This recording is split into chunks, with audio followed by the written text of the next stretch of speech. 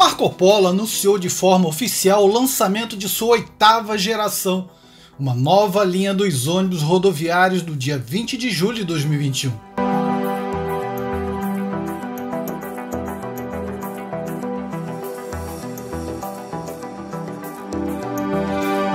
A primeira empresa a comprar foi a Aviação Águia Branca, do Espírito Santo.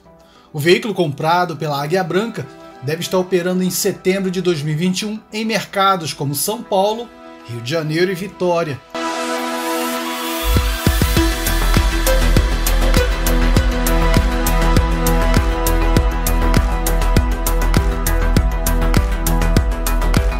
Conheceram presencialmente o ônibus da linha G8 empresários e diretores de companhias como Gontijo, Grupo Comporte, Viação Garcia, Brasil Sul, Suzantur, Real Alagoas, Grupo Brasileiro, Santa Maria do ABC Paulista, Líder, Arca, Sertran, Pedra Azul, Coperec, Princesa dos Campos, Mimo, Janpai, Santa Luísa, Ouro e Prata, Planalto, Santa Cruz, Satélite Norte, Tursan, MPT Transportes, Turi Silva, Trânsito Livre, Grupo São José, Evolução, entre outros. Não significa, porém, que todos já compraram, mas há negócios em andamento e vendas concretizadas.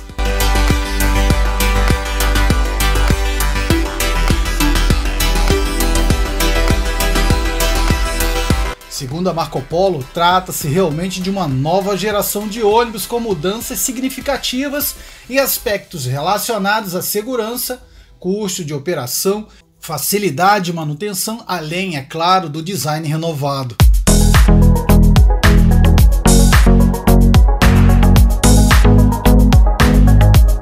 A nova geração abrangerá os modelos Viaggio e Paradiso. A linha G8 vai contemplar o Viaggio 800, Viaggio 1050, Paradiso G8 1050, Paradiso G8 1200, Paradiso G8 1350, Paradiso G8 1600 Low Drive e Paradiso G8 1800 Double Deck, com inícios gradativos de produção.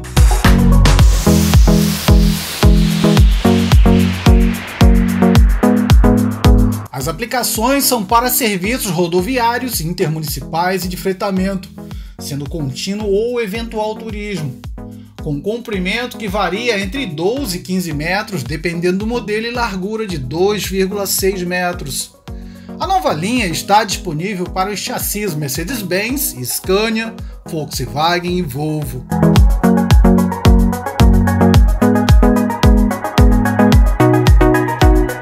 O diretor de operações comerciais e marketing da Marco Polo, Ricardo Portolan, contou em entrevista as principais novidades que formam um conjunto significativo de mudanças em relação à geração atual G7, que foi lançada em 2009 e ainda permanecerá em produção.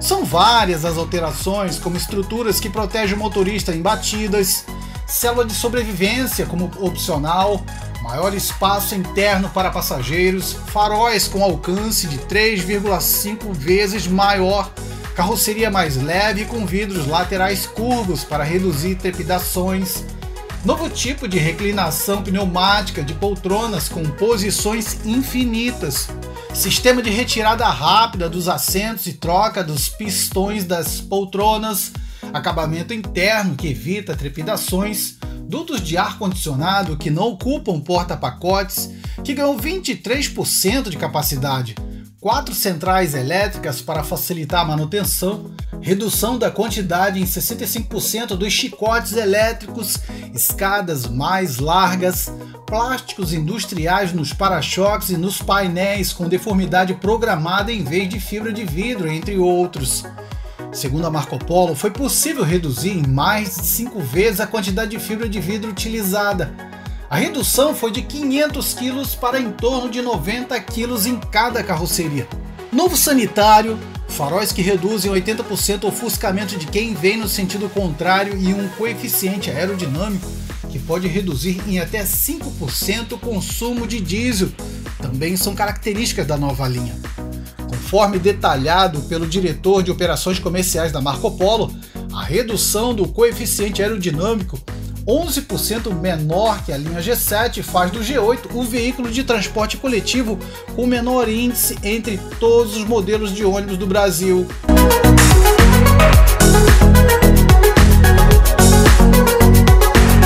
Quanto menor o coeficiente, menos resistência do ar e, com isso, menor necessidade de força do ônibus para se locomover, o que resulta em menor consumo de diesel.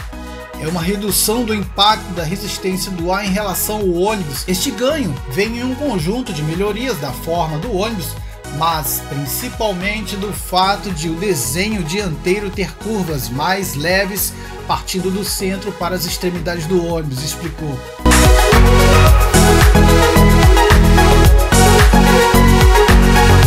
Segundo Ricardo Portolan, o intuito da nova geração é oferecer um modelo de ônibus que seja mais seguro, mais confortável, mais requintado e que tenha menores custos ao longo da vida útil e maior facilidade de operação e manutenção. O executivo conta que a geração 8 já nasce com unidades vendidas. Ao longo das últimas semanas, convidamos clientes para vir à fábrica, ver presencialmente, obviamente com todos os cuidados de segurança sanitária. Houve durante essas apresentações interesses e negócios já foram concretizados desde a primeira visita.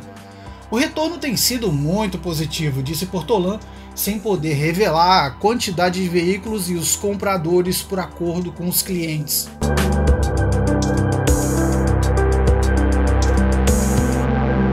A geração 7 continua sendo fabricada por tempo indeterminado. Um dos conceitos que nós trabalhamos muito forte foi a manutenção do G7. Então nós continuamos produzindo o G7. A nossa linha de produção do G8 é totalmente independente. A gente conseguiu fazer isso diferente das gerações anteriores, então ele possibilita a continuidade do G7 por mais tempo. O mercado vai nos dizer até quando, afirmou o diretor de operações industriais Luciano Resner em entrevista coletiva.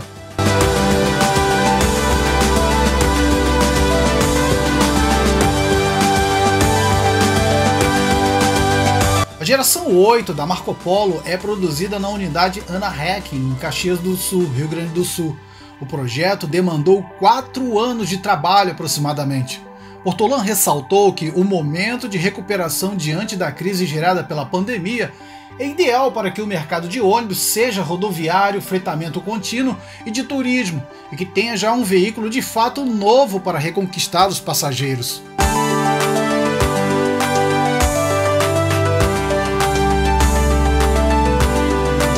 A empresa já projetava o Geração 8 antes da pandemia, mas fazer o lançamento neste momento é especial. Vemos como o momento correto com o avanço da vacinação em massa, vemos que se aproxima o fim da pandemia e o Geração 8 vai ser uma ferramenta e um marco para nossos clientes nesta hora de retomada e retorno dos passageiros. Para Marco Polo é um momento histórico, disse ele.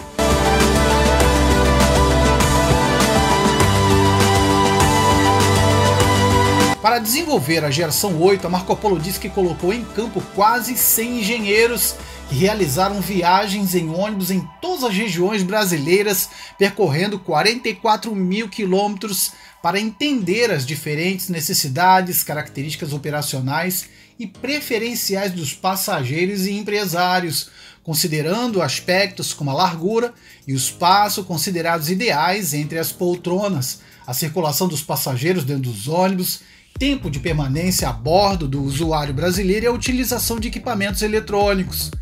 Em relação à segurança, a Marco Polo diz que todos os modelos da geração 8 atendem à norma internacional R66.02 para tombamento, que ainda não é obrigatória no Brasil e é mais exigente que os padrões nacionais. Os ônibus de 2 andares para diesel 1800DD Double Decker também obedece a R66.02, sendo o primeiro modelo DD do mercado brasileiro concebido neste padrão, ainda de acordo com a fabricante.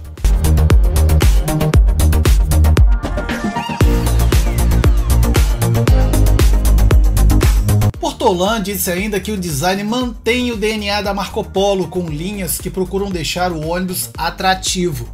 Os atrativos estéticos são bastante inovadores, com linhas que transmitem uma leveza, um design atrativo.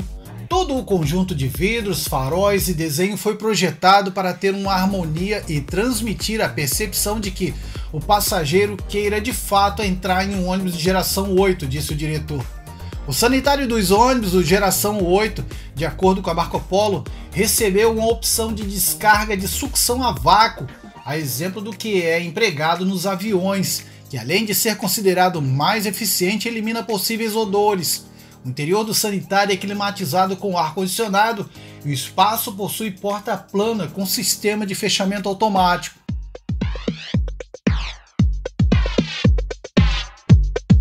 Marco Polo ainda garantiu que o processo de produção foi modernizado. Os tubos de aço utilizados na construção da estrutura da carroceria têm, por exemplo, corte a laser com tolerância de apenas 0,1 milímetros.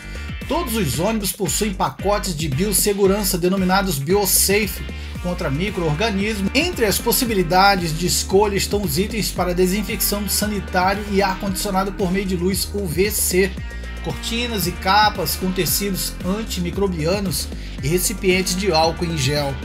É possível também optar pela configuração de poltrona, com 3 fileiras de poltronas únicas em vez das tradicionais 2 fileiras com 2 poltronas cada.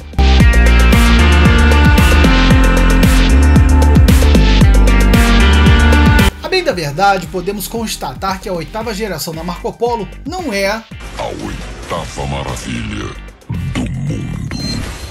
Até porque o que está por baixo de toda essa moderna estrutura ainda é o já ultrapassado chassi com um barulhento e poluente motor a diesel. É claro e sem nenhuma margem de dúvida que a carroceria ficou sensacional e bonita, nos conferindo um ar de modernidade, conforto e segurança. Mas cadê os investimentos em tecnologia por parte das empresas que fornecem os chassis para esses ônibus? Mercedes-Benz, Scania, Volkswagen, Volvo, que são os que mais fabricam chassis para ônibus aqui no Brasil, ainda continuam na mesmice com esses tipos de chassis. A desculpa é que já estão com tecnologia Euro 6 para a redução de poluentes do ar. Com o tempo, eles acabam poluindo apesar de tanto aparato para evitar a emissão de gases. Cansei de ver BRTs aqui no Rio de Janeiro soltando fumaça pelos canos de descarga. Em resumo, o G8 é uma capa nova e ultramoderna feita para cobrir um chassi que já está ficando velho e ultrapassado, onde logo não irá mais atender às exigências ambientais nem no Brasil nem no mundo.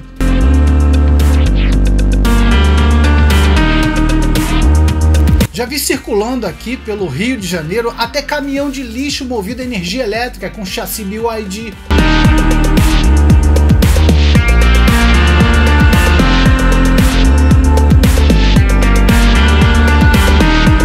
A BYD, que também fabrica chassis para ônibus, fabrica células fotovoltaicas que carregam esses veículos.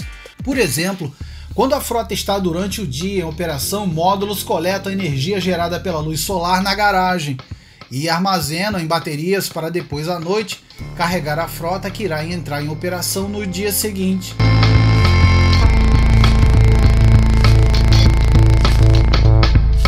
Observe o exemplo do Grupo Águia Branca. Prestes a comemorar 75 anos, o Grupo Águia Branca tem olhado para o tema energia limpa com muito cuidado e atenção. O presidente do grupo, Renan Chiep, conta sobre a AB Energias Renováveis, primeiro projeto da empresa voltado à geração energética e o modelo de geração distribuído, GD, e alto consumo que estão sendo implantados nas regiões Sul, Norte e Nordeste. Fala também do lançamento do ônibus 100% elétrico para o uso rodoviário desenvolvido em parceria com a EDP e dos testes em veículos de passeio que começam recentemente.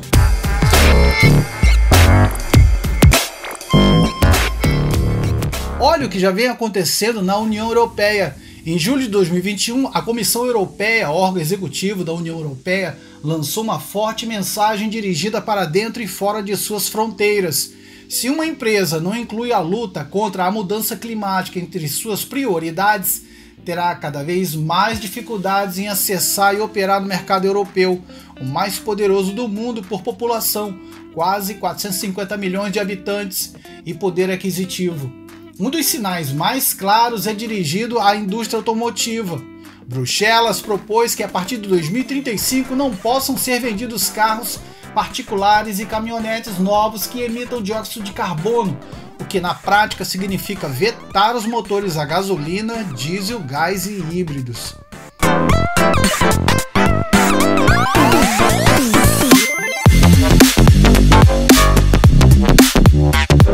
A comissão se alinha desse modo com o que alguns países já estavam propondo. Espanha, em sua nova lei de mudança climática, fixou esse veto para 2040, com o que várias empresas europeias como Volvo e Volkswagen colocam sobre a mesa e com as preferências que, em grande medida, os consumidores estão mostrando.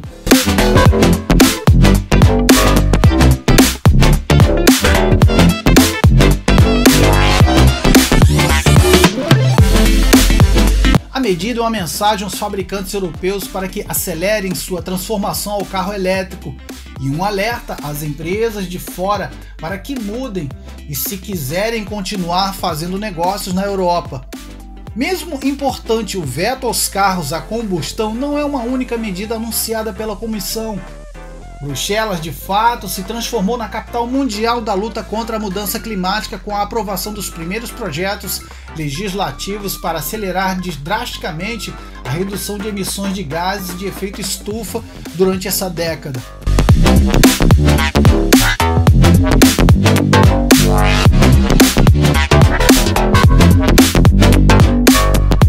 A Europa foi o primeiro continente que fixou o objetivo de conquistar a neutralidade climática, zero emissões em 2050, e agora se adianta ao restante da comunidade internacional na fixação das primeiras medidas concretas para consegui-lo. O plano, batizado com o extravagante nome em inglês de Fit for 55, em forma para 55 em inglês, também inclui o objetivo de duplicar as energias renováveis até chegar a 40% de cota em 2030. A fixação pela primeira vez de objetivos obrigatórios de eficiência energética e o endurecimento nas condições do mercado de emissões para elevar o preço da tonelada do CO2.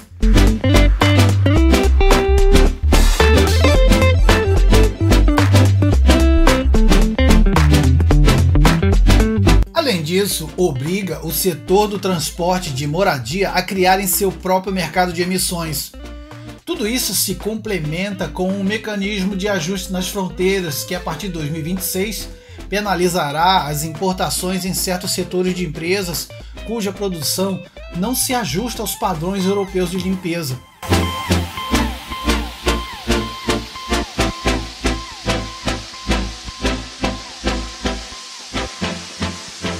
A economia dos combustíveis fósseis chegou ao seu limite, afirmou a presidente da Comissão Europeia, Ursula von der Leyen, após a produção de toda uma bateria de propostas legislativas.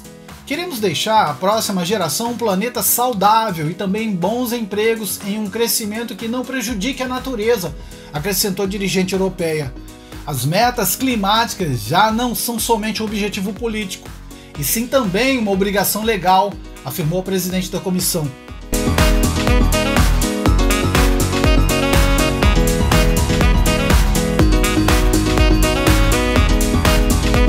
A partir de agora, nos próximos meses, a comissão terá que pactuar com o Parlamento Europeu e com os governos dos 27 todas essas medidas em uma negociação que se prevê dura. E quando todo o pacote regulatório estiver acertado, os países precisarão atualizar seus planos de energia e clima para ser mais ambiciosos. O plano inclui a criação de um fundo social de 72 bilhões de euros no período entre 2025 e 2032, para minimizar o impacto que o encarecimento do fornecimento energético pode ter na vida diária de milhões de europeus, tanto pelos custos maiores no transporte como pelo aumento do preço do consumo energético nas casas. Bruxelas espera, dessa forma, evitar que a luta contra a mudança climática desencadeie protestos como o ocorrido na França com a chamada Revolta dos Coletes Amarelos, que paralisou espontânea e repentinamente boa parte do país para protestar contra o aumento na fiscalidade dos combustíveis.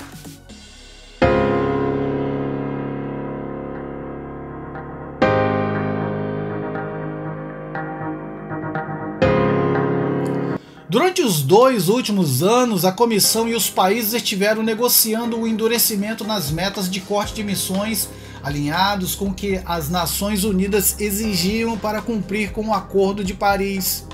A União Europeia se comprometeu em meados da década passada a reduzir 40% de suas emissões para 2030 em relação aos níveis de 1990.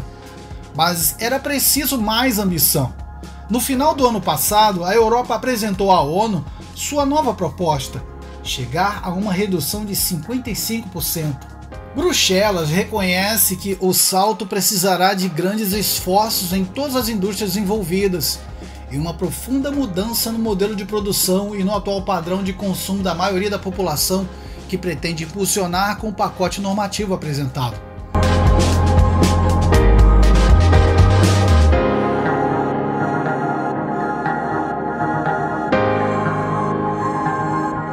Entre as mudanças mais visíveis está a proibição de carros com motor a combustão a partir de 2035, para que não se diga que uma tecnologia é premiada em relação à outra. A comissão utiliza como referência emissões de CO2, o principal gás de efeito estufa dos veículos. Em 2030, os carros particulares vendidos deverão emitir 55% a menos desse gás, tomando como referência as emissões atuais. Para 2035, a redução deverá ser de 100%, de modo que não poderão ser vendidos carros novos e caminhonetes a combustão. Os veículos que já estão em circulação poderão continuar na ativa, mas fontes da União Europeia calculam que o desenvolvimento de um mercado de segunda mão de veículos eficientes e renovação natural do parque móvel fará com que, em 2050, os carros particulares que utilizam gasolina e diesel tenham desaparecido.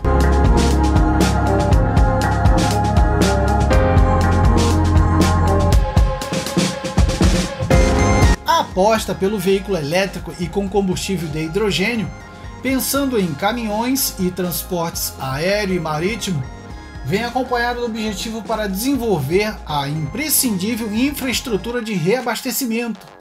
O projeto legislativo fixa que a partir de 2035 existe um posto de recarga de eletricidade a cada 60 km nas principais vias e a cada 150 km no caso do hidrogênio.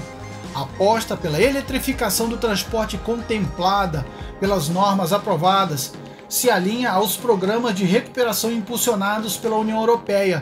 É concretizada, por exemplo, em planos como o do carro elétrico aprovado pelo governo da Espanha e que conta com um financiamento de 4,3 bilhões de euros para transformar a indústria automotiva. O transporte e a moradia, além disso, se incorporarão a um novo mercado de emissões, em que participarão as empresas que fornecem energia a esses setores. Bruxelas espera que a fixação de um preço das emissões de CO2 nessas atividades contribua para a sua redução, já que as empresas previsivelmente repassarão um novo custo ao consumidor final. A comissão considera imprescindível a medida para acelerar a redução em setores dos quais vem grande parte das emissões. A fiscalidade também contribuirá para acelerar a introdução do carro elétrico. A comissão propõe reformar a lei sobre impostos energéticos para penalizar os combustíveis com mais emissões. Para isso, o projeto prevê mudar a imposição por volume por um imposto em função de carga energética de cada combustível. A consequência é que a gasolina e o diesel terão um imposto de 10,75 euros por gigajoule, enquanto a recarga com eletricidade terá uma taxa de somente 15 centavos de euros.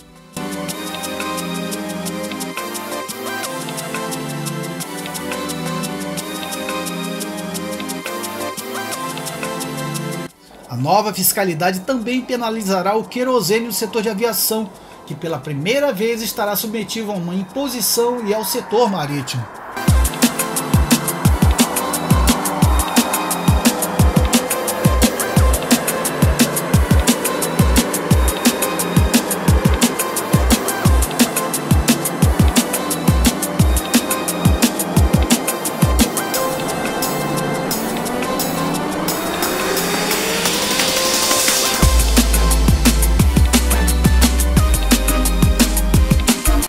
mercado de emissões vigente, no qual participam as indústrias responsáveis por 40% delas, se endurece, o que previsivelmente elevará o preço da tonelada do CO2, já situado por volta de 50 euros. Bruxelas propõe que a contribuição dessas indústrias ao objetivo geral de redução de emissões de toda a economia europeia passe do 43% atual a 61% em 2030. Esse aumento de 18 pontos seria atingido com um corte de 117 milhões no volume de títulos no mercado e com a redução progressiva da entrega gratuita desses títulos.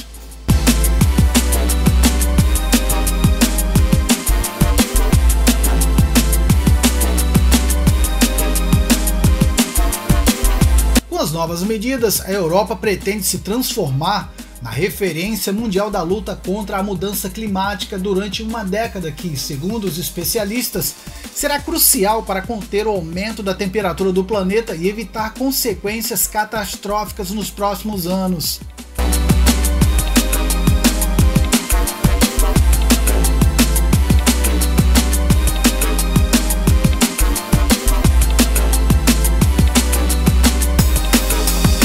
Bruxelas sabe que a União Europeia sozinha não pode evitar essa ameaça porque os 27 países da comunidade são responsáveis por somente 9% das emissões mundiais de gases de efeito estufa.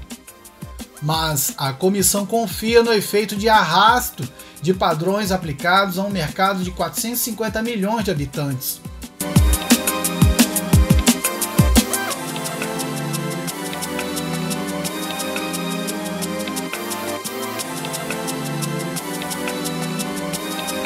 E caso o exemplo não se espalhe, Bruxelas propõe a introdução de um mecanismo de ajuste nas fronteiras que, pela primeira vez, penalizará importações vindas dos países nos quais a luta contra a mudança climática esteja fraca.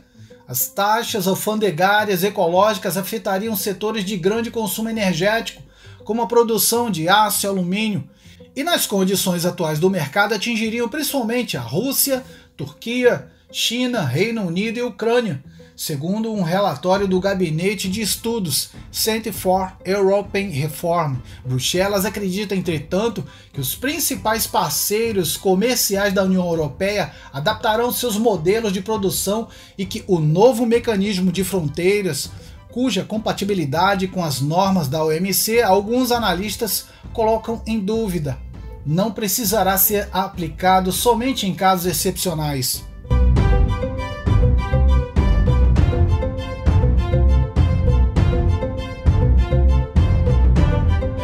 Fontes da União Europeia dizem que a taxa alfandegária será introduzida progressivamente durante uma década, a partir de 2026, e por enquanto afetará somente as importações de aço, alumínio, cimento, fertilizantes e eletricidade. A União Europeia comprovará a pegada de CO2 da produção dos exportadores, e se essas emissões não forem penalizadas em seus países, imporá um imposto equivalente ao que pagariam se ocorressem dentro do território da União Europeia. A introdução dessa taxa avançará paralelamente à retirada da concessão gratuita de direitos de emissões às empresas dos mesmos setores que produzem na Europa.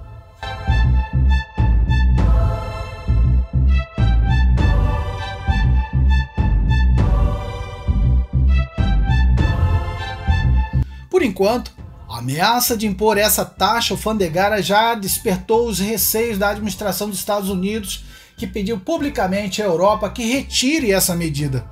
Na reunião dos ministros das finanças do G20, realizada em Veneza, foi incluída um comunicado final a uma menção à fixação de um preço de carbono, algum tipo de imposto que penaliza a emissão de CO2, como um dos instrumentos para lutar contra a mudança climática. A Europa há anos se queixa de que, enquanto a União Europeia conta com seu mercado de emissões que já pune o dióxido de carbono, outras grandes economias não o têm e competem em melhores condições.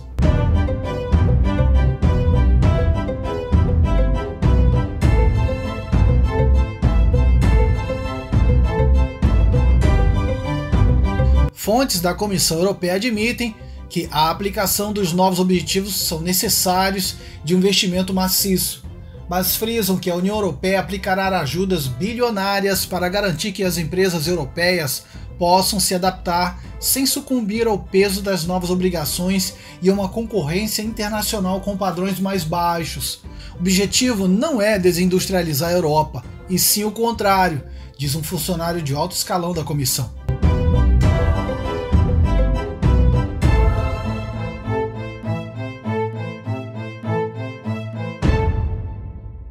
Bruxelas propõe ampliar em quase 50% o fundo de inovação que hoje espera mobilizar 20 bilhões de euros entre 2020 e 2030. O fundo é financiado com um leilão de 450 milhões de direitos de emissões de dióxido de carbono, aos que serão acrescentados pelo menos mais 200 milhões.